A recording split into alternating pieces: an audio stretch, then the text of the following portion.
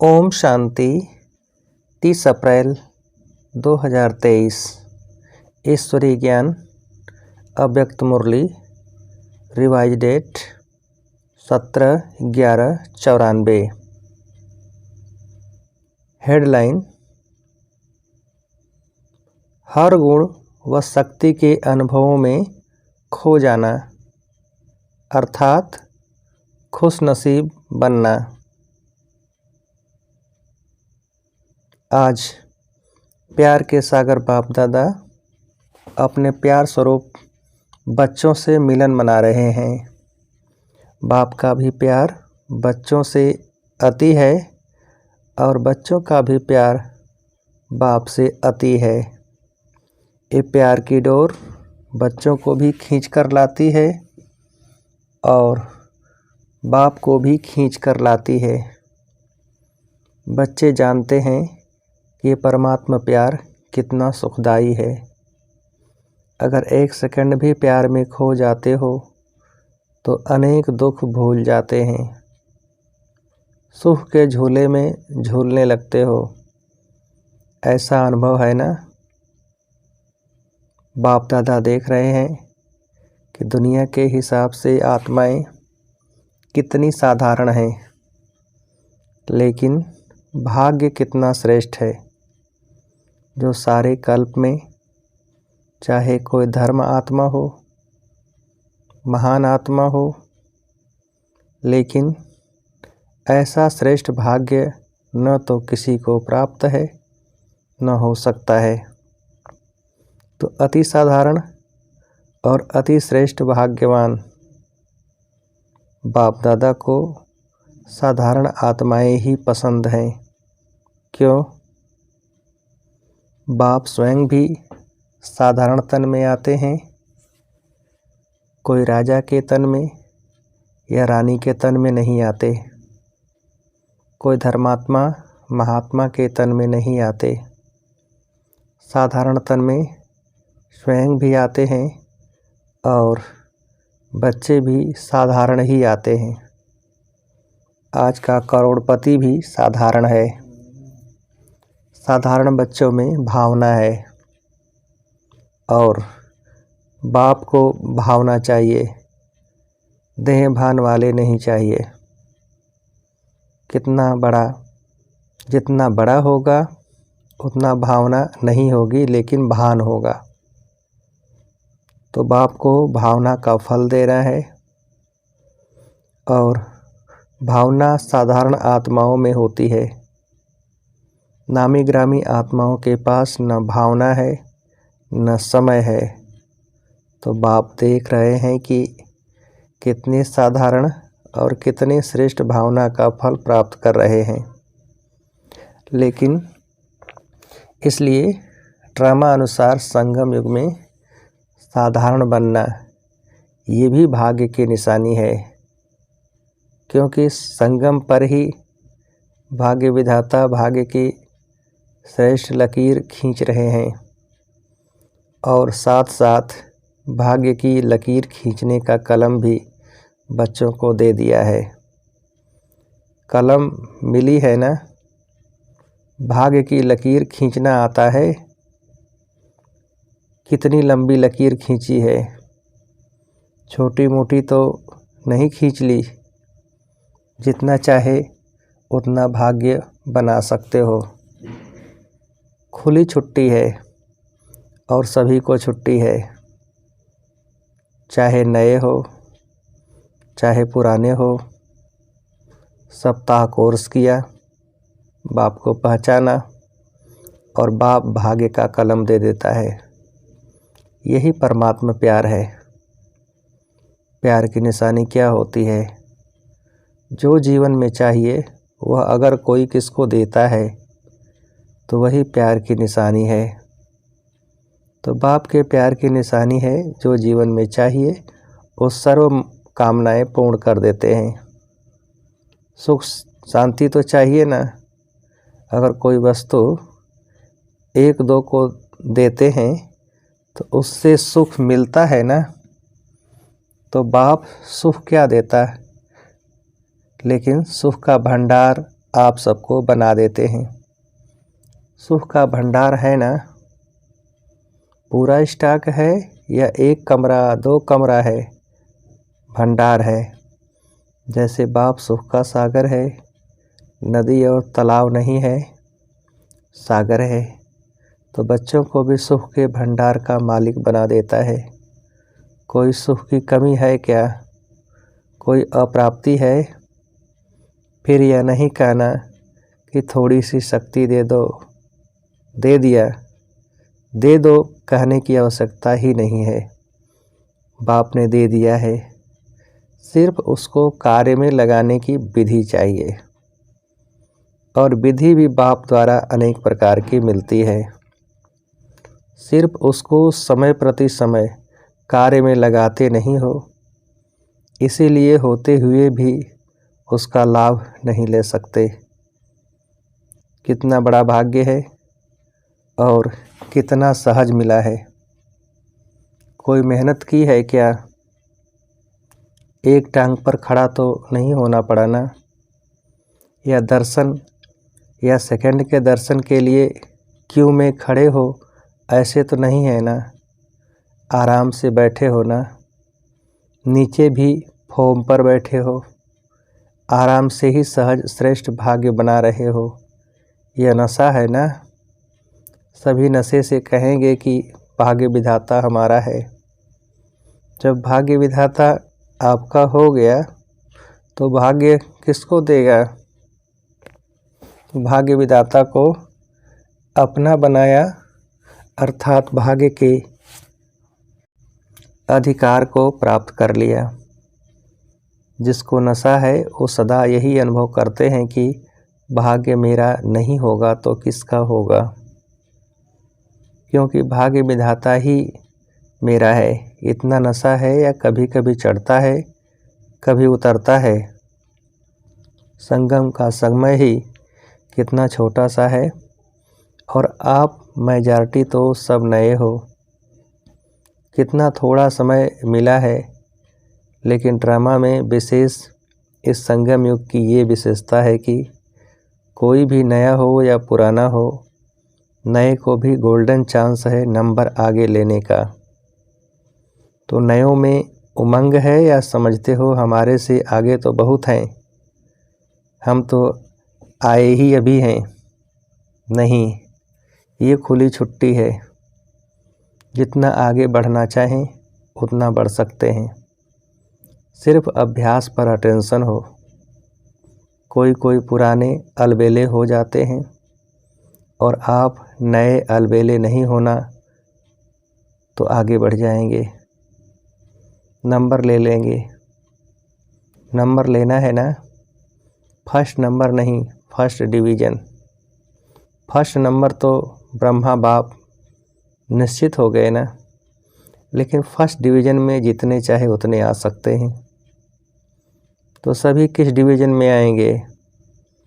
सभी first division में आएंगे तो सेकंड में कौन आएगा? माताएं किस में आएंगी? फर्स्ट में आएंगी। बहुत अच्छा, आना ही है। यह दृढ़ निश्चय भाग्य को निश्चित कर देता है। पता नहीं आएंगे नहीं आएंगे, पता नहीं आगे चलकर कोई माया आ जाए। माया बड़ी चतुर है, ऐसे व्यर्थ संकल्प कभी भी नहीं करना। जब सर्वशक्तिमान साथ है तो माया तो उसके आगे पेपर टाइगर है, इसलिए घबराना नहीं। पता नहीं का संकल्प कभी नहीं करना। मास्टर नॉलेजफुल बन हर कर्म करते चलो। साथ का अनुभव सदा ही सहज और सेफ रखता है। साथ भूल जाते हैं तो मुश्किल हो जाता है, लेकिन सभी का वायदा है कि साथ रहेंगे, साथ चलेंगे।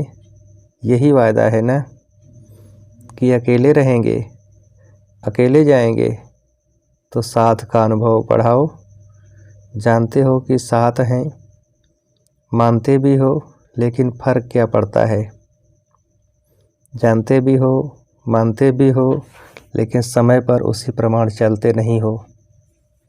माया का फोर्स ये जो कोर्स है उसको भुला देता है। लेकिन क्या माया बहुत बलवान है? वह माया है या आप बलवान हो? या कभी माया बलवान, कभी आप बलवान? आपकी कमजोरी माया है और कुछ नहीं है। आपकी कमजोरी माया बनकर सामने आती है। जैसे शरीर की कमजोरी बीमारी बनकर सामने आती है ना, ऐसे आत्मा की कमजोरी माया बन कर के सामना करती है। तो न कमज़ोर बनना है, न माया आनी है। लक्ष्य ही है माया जीत, जगत जीत। कितनी बार विजयी बने हो? अनगिनत बार। फिर भी घबरा जाते हो। कोई नई बात होती है तो कहा जाता है नई बात थी ना, मुझे पता नहीं था इसीलिए घबरा गए। लेकिन एक तरफ कहते हो अनेक बार विजयी बने हैं, फिर क्यों घबराते हो? बाप का प्यार ही है ये कि हर बच्चा श्रेष्ठ आत्मा बन राज्य अधिकारी बने। प्रजा अधिकारी तो नहीं बनना है ना। तो राज्य अधिकारी अर्थात हर कर्मेंद्रिय जीत। अगर अपनी कर्मेंद्रियों के ऊपर, मन बुद्धि संस्कार के ऊपर विजय नहीं तो प्रजा पर क्या राज्य करेंगे? अगर ऐसे राजे बने तो अपने ऊपर विजय नहीं प्राप्त कर सकते तो सतयुग भी कलयुग बन जाएगा। इसीलिए चेक करो कि मन बुद्धि संस्कार कंट्रोल में है। मन आपको चलाता है या आप मन को चलाने वाले हो? जब ये कंप्लेन करते हो कि मेरा मन आज लगता नहीं, मेरा मन आज भटक रहा है, तो ये मन जीत हुए। आज मन उदास है, आज मन और आकर्षण की तरफ जा रहा है, ये विजयी के संस्कार हैं। तो जो संस्कार स्वयं पर विजय नहीं पा सकते हैं वो विश्व पर कैसे विजय प्राप्त करेंगे? इसलिए चेक करो कर्मेंद्रिय जीत, मन जीत कहाँ तक बने हैं। अगर फर्स्ट डिवीज़न में आना है तो इस लक्षण से लक्ष्य को प्राप्त कर सकते हो। बाप दादा ने देखा कि बच्चे उमंग उत्साह में भी रहते हैं, ज्ञान की जीवन अच्छी भी लगती है, ज्ञान सुनना सुनाना इसमें भी अच्छे आगे बढ़ रहे हैं। लेकिन चलते चलते अगर कमजोरी आती है तो उसका कारण क्या है?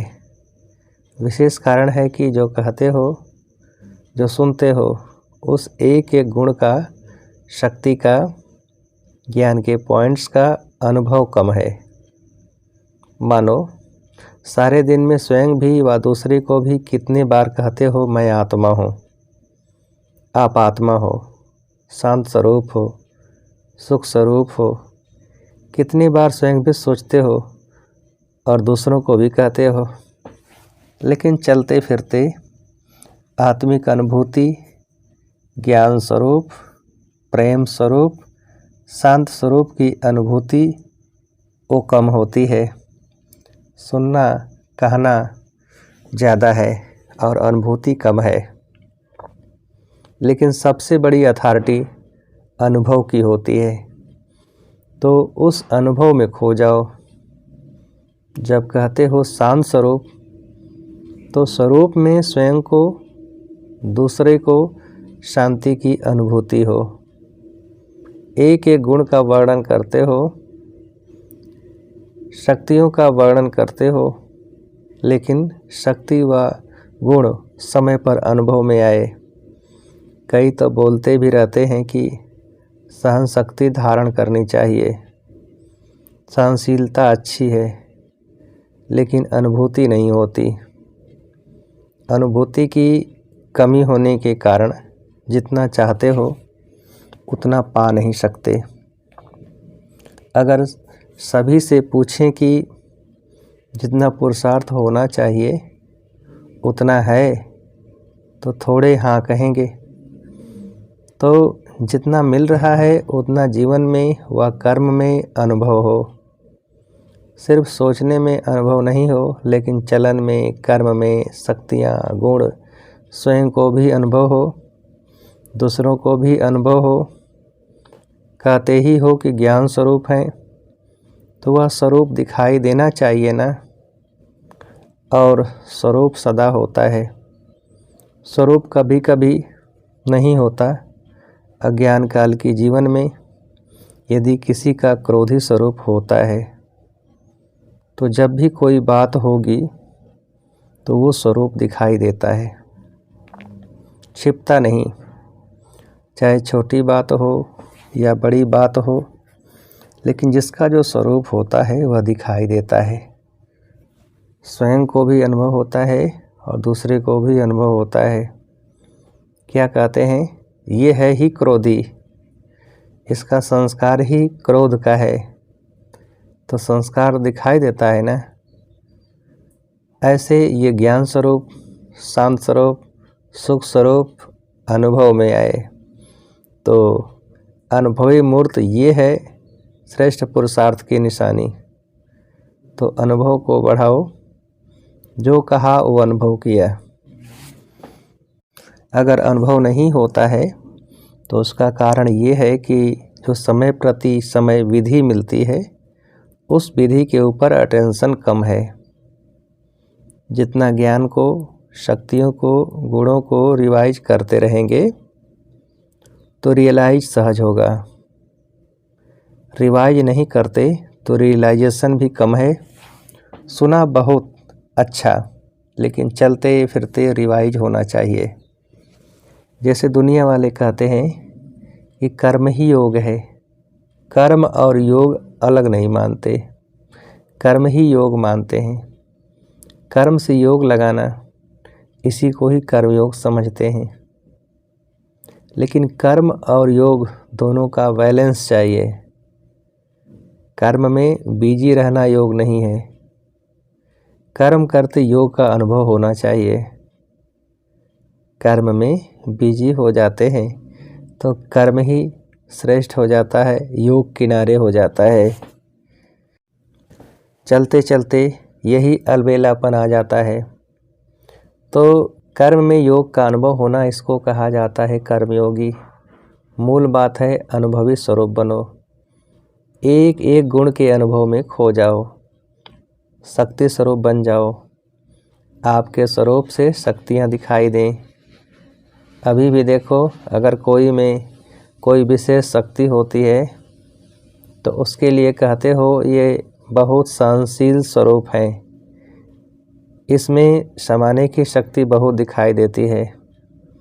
तो कोई में दिखाई देती है, कोई में नहीं, और कभी दिखाई देती है कभी नहीं, तो अटेंशन कम हुआ ना। तो हर शक्ति, हर गुण, हर ज्ञान की पॉइंट्स आपके स्वरूप में अनुभव करें, और वो तब होगा जब पहले स्वयं को अनुभव होगा। अगर स्वयं अनुभवी होगा तो दूसरे को उससे स्वतः ही अनुभव होगा। और जब अनुभव करते हो तो कितनी खुशी होती है। एक सेकंड भी अगर किसी गुण व शक्ति का अनुभव होता है तो कितनी खुशी बढ़ जाती है। और जब सदा अनुभवी स्वरूप होंगे तो सदा चेहरे पर खुशी की झलक, खुशनसीब की झलक अनुभव होगी। तो बढ़ाओ अनुभव को। विधि तो स्पष्ट है ना। अच्छा, खुशनसीब तो हो, लेकिन विशेष खुशी मनाने आए हो तो सबको खुशी मिली है, सब आराम से रहे हुए हो। मन आराम में है तो तन को आराम मिल ही जाता है, ये तो होना ही है। जितना स्थान बढ़ाएंगे उतना कम होना ही है, ये भावी है। उसको क्या करेंगे। और अच्छा है रिहर्सल हो जाती है, जहाँ बिठाओ, जैसे बिठाओ, जैसे सुलाओ, इसकी रिहर्सल हो जाती है। तो पट में सोना अच्छा है, पट राजा बन गए ना। शास्त्रों में तो पटरानी और पटराजा का बड़ा गायन है। आप तो बहुत सहज बन गए। कोई तकलीफ़ है। बाप दादा और निमित्त आत्माएं सोचती तो यही हैं कि सब आराम से रहें। लेकिन अगर ज़्यादा संख्या में भी आराम लगता है तो खुशी की बात है। जहाँ भी रहे हुए हो वहाँ खुश हो, कोई तकलीफ़ नहीं है। और बुलाएं, सिर्फ एक सूचना चली जाए कि जो आना चाहे वो आ जाए, तो क्या करना पड़ेगा? अखंड तपस्या करनी पड़ेगी। खुशी की खुराक खाओ और अखंड योग करो, फिर तो सभी आ सकते हैं। करेंगे, थक नहीं जाएंगे, भूख नहीं लगेगी। 7 दिन नहीं खाएंगे, 7 दिन खाना नहीं मिलेगा। बाप दादा ऐसा हठ कराना नहीं चाहते। सहजयोगी हो ना। ये परमात्म मिलन कम भाग्य नहीं है। ये परमात्म मिलन का श्रेष्ठ भाग्य कोटों में कोई आपात्माओं को ही मिलता है। अच्छा, मिल लिया ना। भक्ति में तो जड़ चित्र मिलता है, और यहाँ चैतन्य में बाप बच्चों से मिलते भी हैं, रूह रिहान भी करते हैं। तो ये भाग्य कोई कम है? फिर भी आप सब लक्की हो। समय की गति बदलती जाती है। अभी फिर भी आराम से बैठकर सुन रहे हो। आगे चलकर वृद्धि होगी तो बदलेगा ना। फिर भी आप लक्की हो, क्योंकि टू लेट के टाइम पर नहीं आए हो, लेट के टाइम पर आए हो। तो सब खुश हो।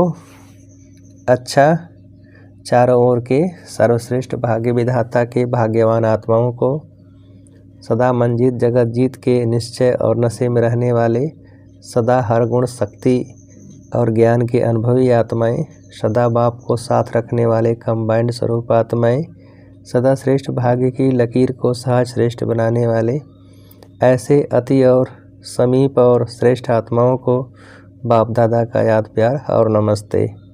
हम रूहानी बच्चों की रूहानी बाप को नमस्ते। वरदान। वाणी और मनसा दोनों से एक साथ सेवा करने वाले सहज सफलता मूर्त भव। विस्तार।